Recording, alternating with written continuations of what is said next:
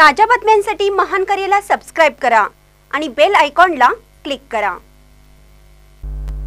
हेरले येथे लोकवस्तीत Indus tower कंपनीची tower बांधण्याची एवढी जबरदस्ती का? हेरले तालुका हातकलंगले येथील सिद्धेश्वर नगर, संजय गांधी नगर, वीर हनुमान नगर परिसरातील इंडस टॉवर कंपनीचे टॉवर बांधण्यात येणार आहेत। टॉवर नियमाप्रमाणे हा लोकवस्तीत नसावा, त्या टॉवरच्या आसपास शाळा, दवाखाने नसावेत असे नियम असताना हे सर्व नियम धाब्यावर बसवत इंडस टॉवर लिमिटेड या कंपनीने येथे टॉवर बांधण्याचा घाट घातला आहे। या परिसरात उर्दू शाळा, केंद्र शाळा, कन्या शाळा, शाळा नंबर 2 आदी ज्ञान मंदिरांमध्ये हजारो मुले शिक्षण घेत आहेत। टॉवर बांधण्यासाठी लागणारे बांधकाम परवाना, सर्टिफिकेट व शेजाऱ्यांची मान्यता असलेले पत्र आजवर या टॉवर मालकांनी येथील नागरिकांना दाखवलेलं नाही। येथील नागरिकांशी कोणतीही चर्चा केली नाही। हा टॉवर होऊ नये म्हणून येथील नागरिकांनी ग्रामपंचायत व तलाट्यांना लेखी तक्रारी अर्जावर येथील राहणाऱ्या सर्व नागरिकांनी सह्या करून दिल्यानंतरही त्यांना उत्तर न देता इंडस टॉवर लिमिटेडचे पदाधिकारी येथील नागरिकांवर दबाव आणून टॉवरचे बांधकाम सुरू करण्याचे चालू ठेवण्याचा प्रयत्न करीत आहेत।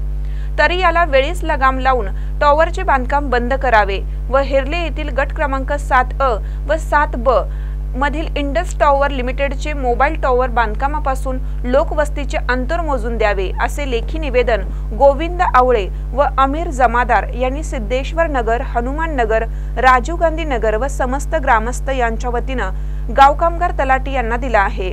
6 महिने तिथे कोणत्याही प्रकारचे बांधकाम चालू नव्हते, परंतु 10 मार्च 2024 रोजी हातकणंगले पोलीस स्टेशनमधून या परिसरातील लोकवस्तीत राहणारे 6 लोकांना समज बजावण्यात आली की सदर टावरच्या बांधकामामध्ये आपण अडथळा आणत आहात, तर आपण आपले म्हणणे पोलीस स्टेशनमध्ये 13 मार्च 2024 रोजी कळवावे अशी समज देण्यात आली।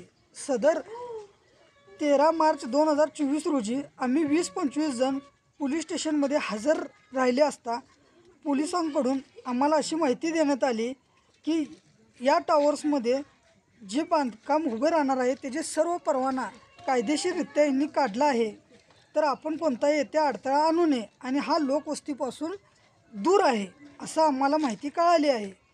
परंतु आम्ही तेथील PI यांना असं आश्वस्त केले की हा जो टावर आहे येथे सर्व लोकवस्तीमध्ये आहे आणि लोकवस्तीच्या एकदम जवळ आहे। पूर्वेस टावरच्या पश्चिमी बाजूस कोणतीही लोकवस्ती नसून पूर्व, दक्षिण, उत्तर बाजूस हनुमान नगर, सिद्धेश्वर नगर, राजीव गांधी नगर तसेच उर्दू शाळा, मराठी शाळा व हेरले हायस्कूल हा परिसर या टावर्सच्या अंतर्गत येतो।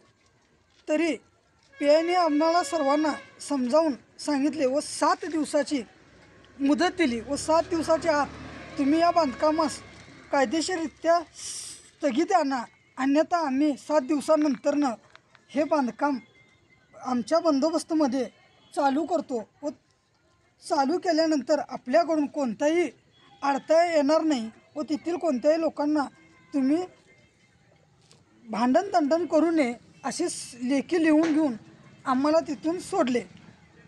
त्यानंतरनं आम्ही सर्वजण एकत्रित जमा होऊन कायदेशीररित्या याला कसा लढा देता येईल याचा विचार विनिमय केला असता आमच्या काही लोकांनी आम्हाला सल्ला दिला व काही आम्ही आपल्या प्रसारमाध्यमाच्या Google या सर्चवरून त्याची माहिती काढली व त्या माहितीनुसार आम्ही असे ठरवले की ग्रामपंचायत व गाव कामगार तलाठी यांच्याकडून आम्हाला 2 पत्रांची आवश्यकता होती, तर ग्रामपंचायतकडून यांच्याकडून आम्हाला कोणताही परवाना ह्या बांधकामासाठी दिला नाही व हा सदरचा टावर हा लोकवस्तीमध्ये आहे असे लिहून पाहिजे होते।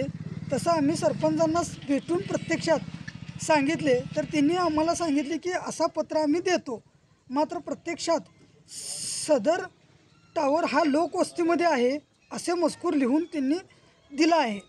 व आम्ही गाव कामगार तलाठी यांच्याशी संपर्क साधला असता त्यांनी आम्हाला सांगितलं की मी उद्या तुम्ही तसा मला लेखी अर्ज द्या, मी तुम्हाला जे काय पाहिजे असेल ते देतो। तरी पण आम्ही दूरध्वनीवरून त्यांना सांगितलं संपर्क साधून की सर आम्हाला अशी माहिती पाहिजे की जो टॉवर 7A/B या येथे बसवण्याचं काम चालू आहे तिथून लोकवस्ती किती मीटर अंतरावर आहे याचा पंचनामा करून तो पंचनामाचा कागद आम्हाला पाहिजे आहे, म्हणजे आम्ही पुढे त्याचा तहसीलदार किंवा जिल्हाधिकाऱ्याकडे योग्य तो न्याय मागू शकेन.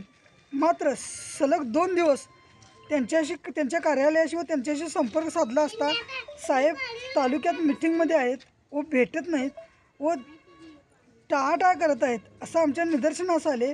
तसेच आज माध्यमाच्या मार्फत असं आम्हाला कळालं की उद्या 3 वाजल्यापासून आचारसंहिता लागू होत आहे. त्यामुळं आम्हाला कोणत्याही प्रकारचं आंदोलन किंवा मोर्चा किंवा ह्याविषयी सत्य मार्गाने जाता येत नसल्याने आम्ही आज रोजी असा सर्वांनी विचार घेतला की हा प्रसारमाध्यमाच्या मार्फत ह्या शासनाकडे न्याय मागावा, ही एवढीच आमची अपेक्षा आहे आणि शासनाकडून आम्हाला न्याय मिळेल ह्या अपेक्षा आम्ही करत आहे.